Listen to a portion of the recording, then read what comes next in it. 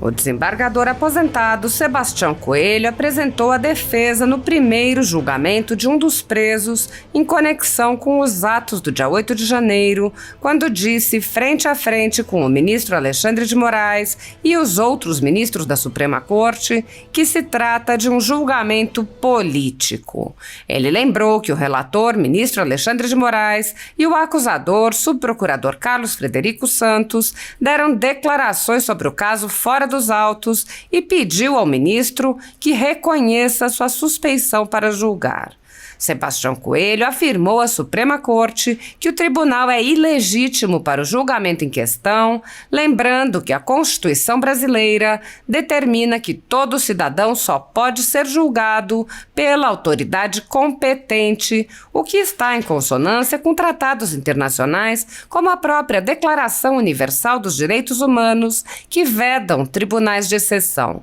O desembargador aposentado mostrou os erros da acusação promovida pelo Ministério Público para além da incompetência do Supremo Tribunal Federal para julgar o caso. Ele explicou que a acusação depende da aceitação de uma hipótese de crime multitudinário, em que se atribui a todas as pessoas presentes em um local a conduta de algumas poucas.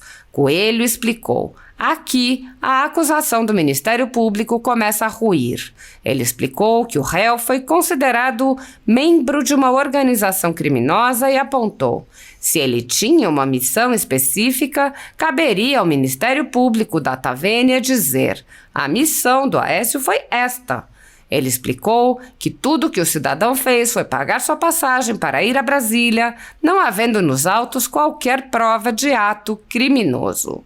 O desembargador aposentado apontou que a tipificação de crime de golpe de Estado não se sustenta, lembrando que em todo grupo de manifestantes mal foram encontradas armas e que as que foram encontradas foram meramente armas improvisadas e em pouca quantidade. Coelho disse: canivetes, bolinhas de gude, machado, é isso. São as armas para o golpe de Estado. Sebastião Coelho lembrou que não havia forças de prontidão e questionou: quem iria assumir o poder se houvesse um golpe de Estado? Ele ironizou: não tinha militares sequer para proteger o Palácio do Planalto. O desembargador lembrou que cada cidadão deve ser julgado conforme a medida de sua participação e de sua culpabilidade. Sebastião Coelho questionou os ministros da Corte: senhores ministros, será que nós vamos escrever na história que houve uma tentativa de golpe de Estado sem armas? Ele perguntou: qual poder deixou de funcionar por conta da ação que houve? Ele lembrou que os poderes estavam em recesso e os atos ocorreram em um domingo e absolutamente nada deixou de funcionar por causa das depredações. Coelho disse: não é razoável dizer que houve tentativa de impedir o funcionamento dos poderes. Antes de passar a palavra a outra advogada que mostrou a ausência de provas, Sebastião Coelho lembrou ao subprocurador: Vossa Excelência sabe que é imprescindível ao Ministério Público individualizar as condutas.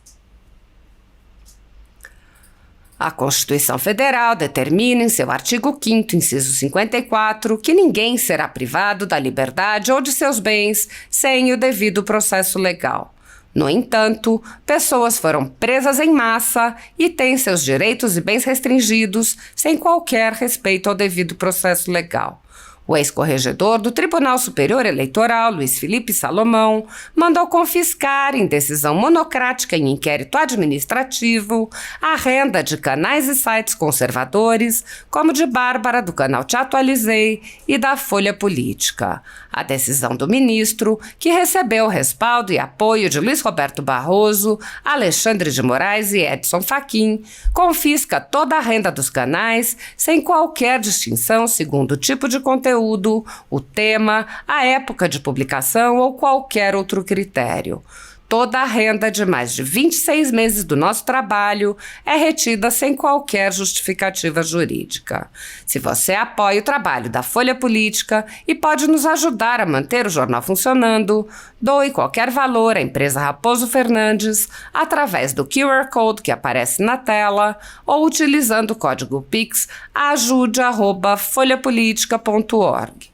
Caso não use Pix, a conta da empresa Raposo Fernandes está disponível na descrição deste vídeo e no comentário fixado no topo. Há 10 anos, a Folha Política vem enfrentando a espiral do silêncio imposta pelo cartel de mídia que quer o monopólio da informação.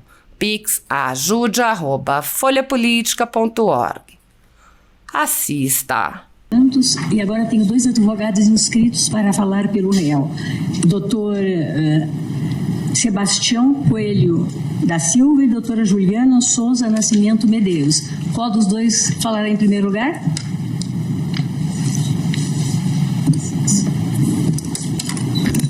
Senhora Presidente, só para ordenar, eu vou falar no início. A doutora Juliana, que é quem acompanha o processo desde o início, trará uma parte e eu volto para a conclusão, mas dentro do tempo regimental. Pois não, doutora. O senhor está com a palavra, então.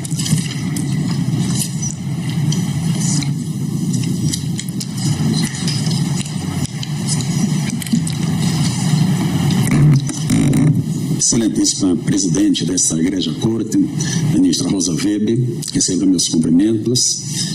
Senhora Ministra Carmen Lúcia, senhores ministros presentes, senhor relator, advogados presentes, servidores, cumprimento na pessoa da doutora Carmen. Obrigado. Pessoa da doutora Carmen, já agradeço, doutora Carmen, a atenção dada pela Secretaria nos contatos que fiz, especialmente do doutor Carlos, que nos auxiliou bastante. Quero falar inicialmente com o senhor Aécio Lúcio Costa Pereira. Nós requeremos a sua presença física aqui nesse plenário, mas o deferimento do eminente relator fomos intimados hoje no sentido de que fizesse o acompanhamento do presídio através do vídeo, e eu creio que deva estar acompanhando. Me dirijo ao senhor Aécio para dizer que o senhor está sendo julgado em um julgamento político. Isso comprova pelas palavras iniciais do eminente relator e do eminente... desculpe, doutor Carlos, não comprometer Vossa Excelência, que eu gosto muito, me perdoe. Do eminente subprocurador-geral da República, que fizeram manifestações fora do processo, antes mesmo do início da parte processual.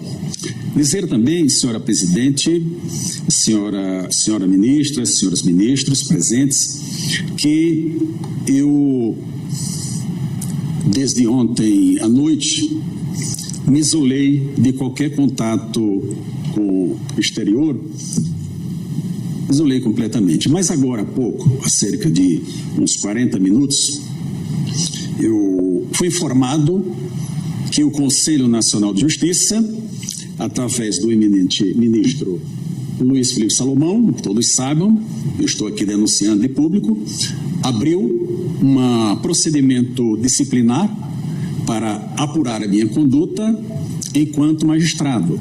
Todos sabem que eu estou aposentado desde 16 de setembro do ano passado. Eu considero uma intimidação. Digo a Vossa Excelência, ministro Salomão, que Vossa Excelência tentou me intimidar, mas não intimida. Isso é tranquilo. Vou disponibilizar ainda hoje, senhora ministra, Vossa Excelência é a presidente do Conselho Nacional de Justiça, minha declaração do imposto de renda e meus extratos bancários. Não só para o corregedor. Antes do prazo que ele me determinou, eu farei para a imprensa, porque eu não tenho nada a esconder e não me intimido com absolutamente nada. Eu sou um homem idoso, 68 anos, com alguns probleminhas de saúde, que posso morrer a qualquer momento, e eu não tenho mais tempo para ter medo de nada. Dito isso, eu quero iniciar dizendo que este tribunal ele é ilegítimo para este julgamento. A Constituição da República, em seu artigo 102, letra B, narra exatamente, senhor ministro relator, quais são as autoridades, as pessoas sujeitas à jurisdição deste tribunal quando praticarem crime comum. A nossa Constituição diz que ninguém será processado nem sentenciado senão pela autoridade competente, com os recursos inerentes. Não haverá juízo de exceção. Aqui nós temos o elenco das pessoas que podem ser julgadas por esse tribunal. E, no caso concreto que nós estamos a examinar, senhora presidente, inequivocamente, a competência para julgamento é do Juízo Federal de primeira instância. Isso foi arguido em todas as manifestações da defesa. Vossa Excelência tiveram oportunidade de examinar, mas em sessão virtual. Então, nós estamos hoje aqui para que todos presenciem, porque esse julgamento está sendo gravado, que essa conexão alegada, ela não se faz presente. Então, a defesa reitera, já foi feita em todas as manifestações, a incompetência deste egrégio Supremo Tribunal Federal para este julgamento. A denúncia apresentou 4 núcleos, como disse pelo eminente relator. O núcleo de financiadores, dos mentores intelectuais e também dos executores materiais, onde o acusado Aécio está inserido. No acórdão do recebimento da denúncia, eminente relator, na ementa trazida por Vossa Excelência, diz que a competência desse tribunal federal para analisar o respeito da denúncia e para processar e julgar a posterior ação penal, em face de evidente conexão entre as condutas denunciadas e aquelas investigadas no âmbito mais abrangente dos procedimentos envolvendo investigados com prerrogativa de foro.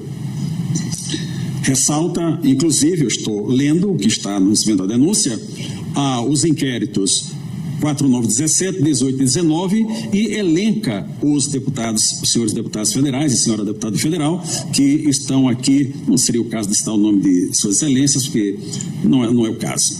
Também relata o inquérito 4781 e 4874, onde temos o senador da República e mais alguns deputados federais.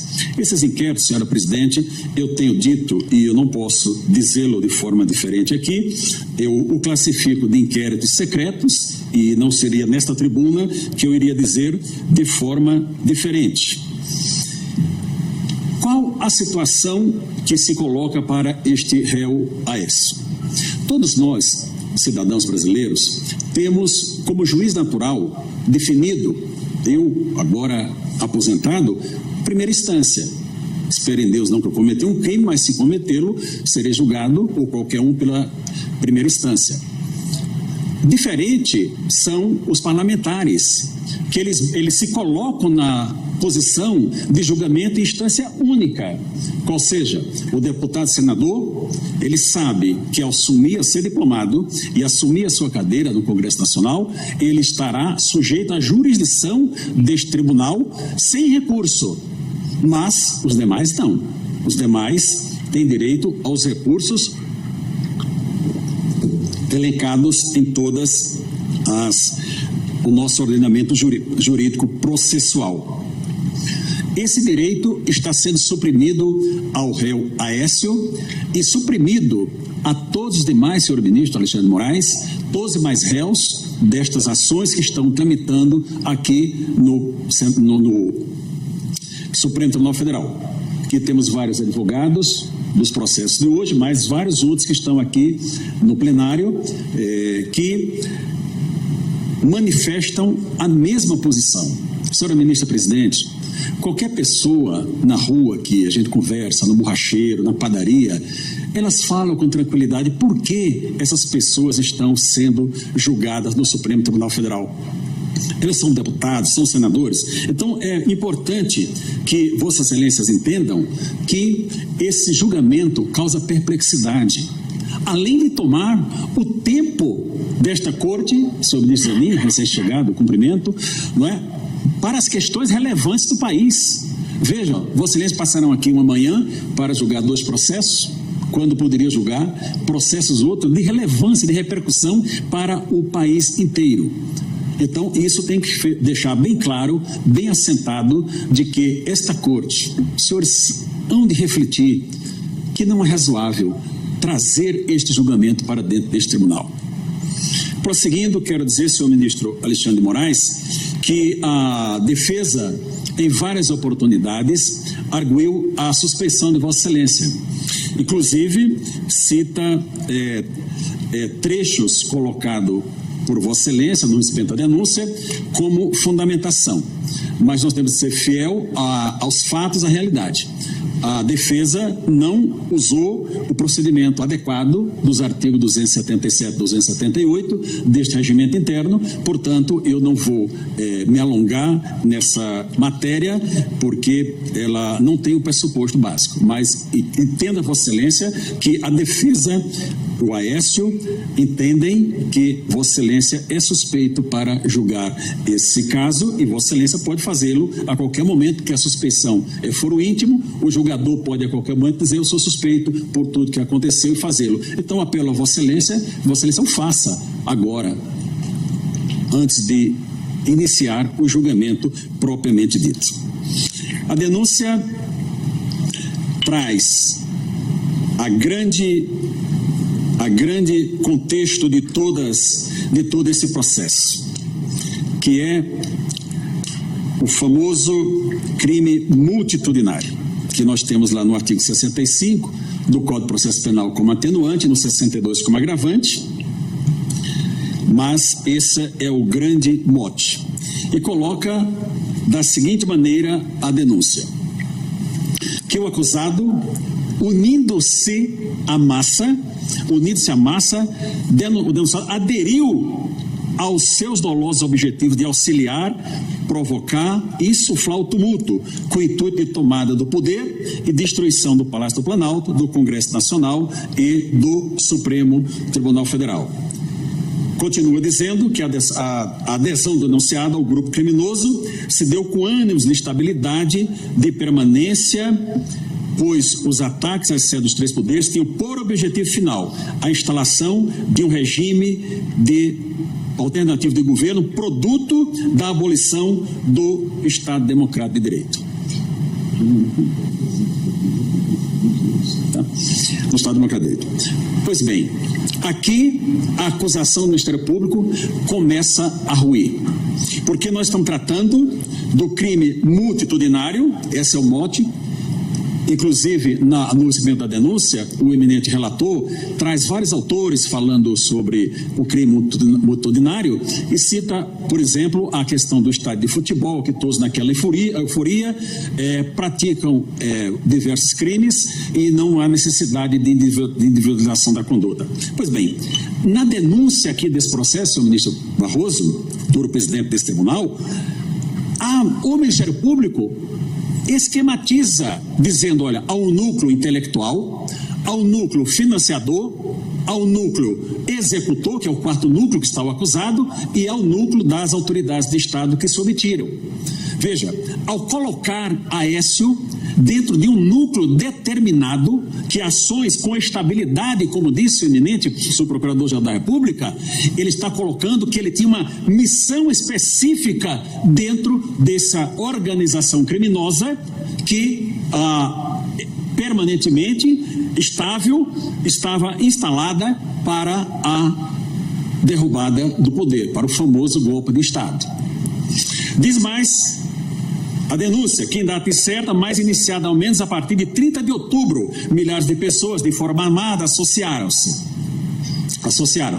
Então, o Ministério Público, no seu entender, tem os dados que colocam o Aécio dentro deste processo como membro de uma organização criminosa cuja missão era executar recebendo a ordem do mentor intelectual, o financiamento de quem possivelmente financiou esse golpe, essa tentativa de golpe de Estado, e as autoridades omissas. Então, ele tinha uma missão específica. Se ele tinha uma missão específica, caberia ao Ministério Público, Data Vênia, dizer: a missão do Aécio foi esta. A citação dos 300 e poucos reais que ele fala que doou, na verdade, nada mais fez do que pagar a sua passagem para vir a Brasília. Não há nos autos nenhuma prova que a Aécio tenha recebido um centavo de qualquer pessoa, que tenha passado um centavo para qualquer pessoa. Pois bem, vem a denúncia e coloca 3 fotos. E colocou, segundo os advogados me informaram, em quase todos os processos, 3 fotos: greve geral, tomada de poder, comunicado, na denúncia do Aécio. Mas essas fotos, senhores ministros, senhoras ministras, não foram encontradas no celular do Aécio. Essas fotos são como essas faixas que estavam nas ruas, por todos os lugares. Não tem qualquer vinculação do Aécio com a responsabilidade dessas fotos. Em seu celular não foi apreendido esse material, recebendo ou repassando, e poderia até ter recebido. Eu recebo muitas coisas do meu celular, que aliás vai ficar aqui à disposição do tribunal quando eu terminar a minha sustentação oral. Muito bem, não há qualquer vínculo do Aécio com esses fatos. E já que estamos falando do Aécio, é bom já dizer de plano que foi referido pelo ilustre procurador do inquérito de São Paulo. O Aécio foi funcionário da Sabesp, eu já falei Caésio várias vezes, a Sabesp São Paulo, quase 30 anos, ininterruptos. Síndico do bloco onde ele morava, com 80 apartamentos, são 250 moradores mais ou menos, por 8 anos. E no dia seguinte à eleição teve essa desavença com este morador, mas aí já coloca como sendo um elemento perigoso, senhor ministro. Essa afirmação, eminente procurador, ela não é razoável. Até porque inquérito policial não serve para antecedente de ninguém. Alguém pode ir à delegacia e falar o que quiser de qualquer um de nós aqui. O delegado é obrigado, aliás, nem precisa. Ele pode fazer uma ocorrência online e dizer: aconteceu isso ou isso. Agora, vai colocar como sendo uma pessoa perigosa, violenta por conta desse fato? Em absoluto, isso não pode ser considerado por essa egrégia corte. Digo mais ao senhor Aécio, estou falando aqui, mas estou falando com o senhor, que deveria estar aqui ouvindo, que eu quero trazer essa denúncia também aqui para o tribunal. Esse cidadão está 8 meses preso sem nenhum contato com família. Por quê? Porque a sua família, senhores que nos assistem, não foi vacinada. Não tem cartão de vacina, o famoso cartão de vacina em moda aqui nesse país. Não tem cartão de vacina, mas tudo bem, não pode ir ao presídio, ok, a regra do presídio. Foi pedido que houvesse um contato online, como é feito agora, à distância, como tantos fazem. Não pode, isso foi negado pela Vara de Execuções Penais, não foi pelo seu ministro relator, tem que ser dito, não é? Não pode, porque para preencher o cadastro, para falar com a família, precisava ter o requisito, cartão de vacina. Se não colocado no formulário, tem um cartão de vacina, não pode ver a mulher e os filhos. Isto é, senhora presidente, uma tortura psicológica, a meu sentir. A prova contra Aécio são essas 3 fotos que estão aqui e os vídeos que vamos mostrar, pelo menos estava sendo tentado aqui, mostrado quando eu cheguei nesse plenário. Golpe de Estado. Tentar dar o golpe de Estado sem arma. As armas que nós temos aqui nesse processo são canivetes, bolinhas de gude, machado. É isso. São as armas para o golpe de Estado. Colocado, deixando claro que não tinha nenhum quartel de prontidão. Quem iria assumir o poder se houvesse um golpe de Estado? Qual era a unidade que estava preparada para assumir? Não tinha militares sequer para proteger o Palácio do Planalto, não é isso? A Guarda Presidencial não tinha sequer o efetivo suficiente para proteger o Palácio do Planalto, mas a denúncia diz aqui que o Aécio, com essa sua estabilidade, com armas impróprias, munido de armas impróprias, arremessava contra os policiais objetos contundentes. Veja, senhores ministros, ninguém discute que houve depredação do patrimônio público.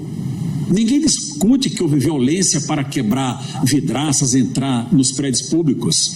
Mas cada um lhe é dado, a cada um, o julgamento conforme a medida da sua participação. Essa é a regra do artigo 29 do Código Penal. A coautoria, a responsabilidade é na medida da sua culpabilidade.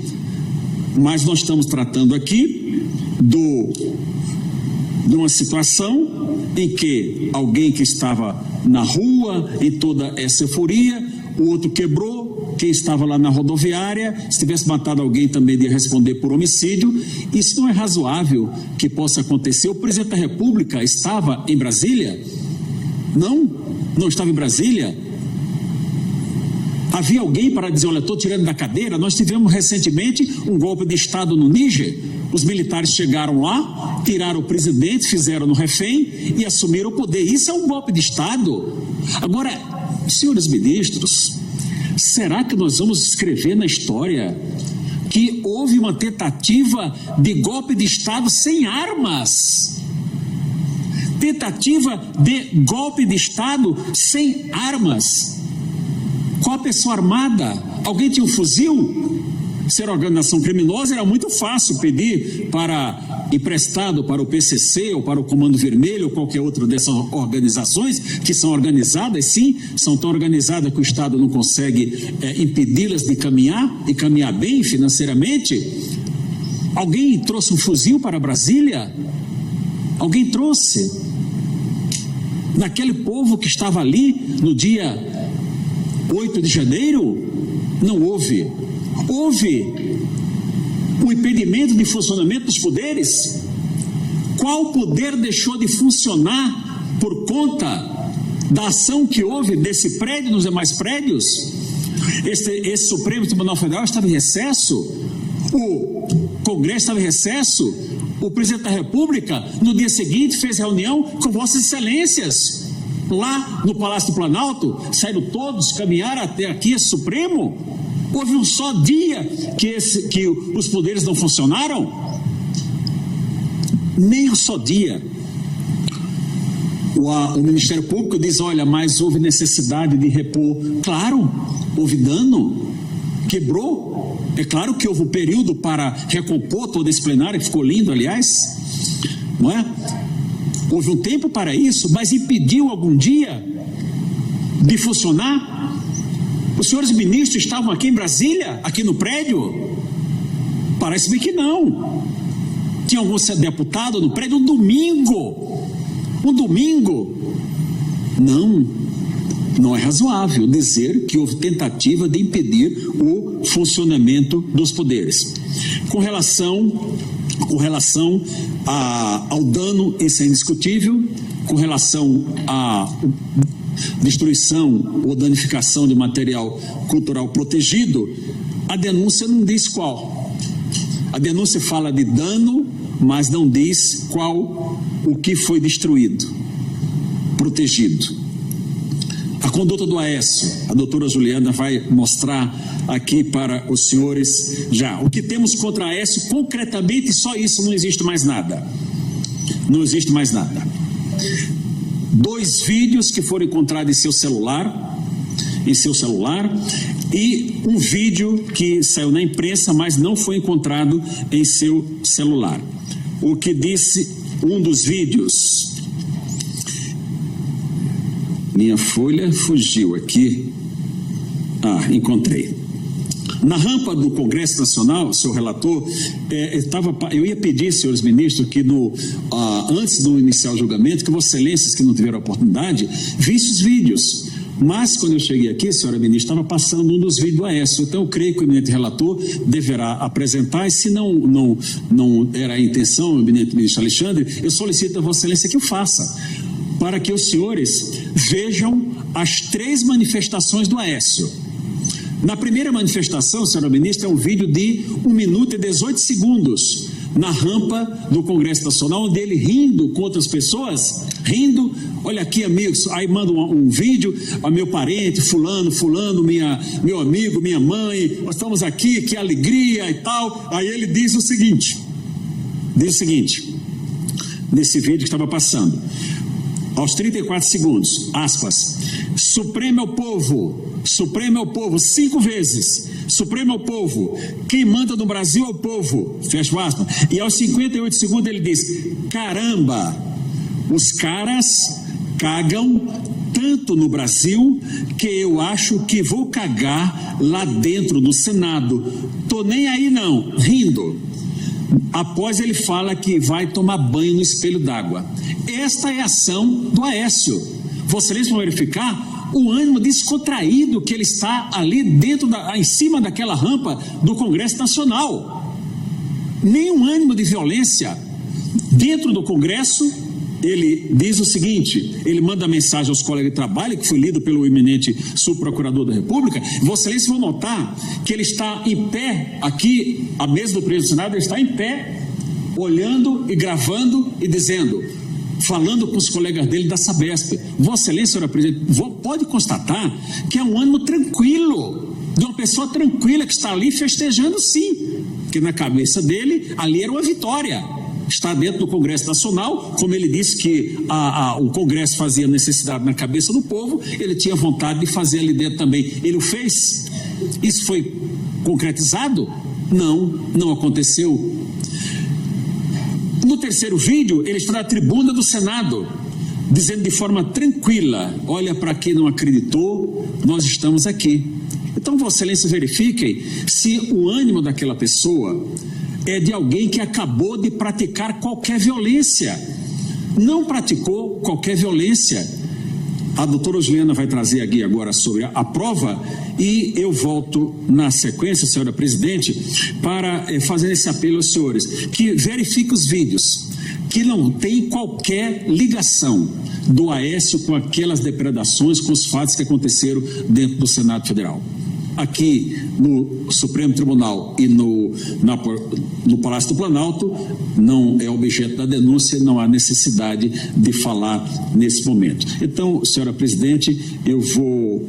mais uma coisa para não esquecer depois, o ilustre procurador da República disse agora de sua fala que o Aécio foi estimulado, o que contradiz a afirmação inicial da denúncia, que ele fazia parte do núcleo executores dessa associação criminosa. Ora, se ele foi estimulado, ele não era um estimulador das pessoas, ele foi estimulado a participar, mas a denúncia diz não, ele faz parte de um grupo organizado, preparado, com divisão de tarefa para derrubar os poderes da República. E o ilustre procurador, eu até ri, doutor Carlos, quando Vossa Excelência disse no final que para analisar tudo Aécio era imprescindível.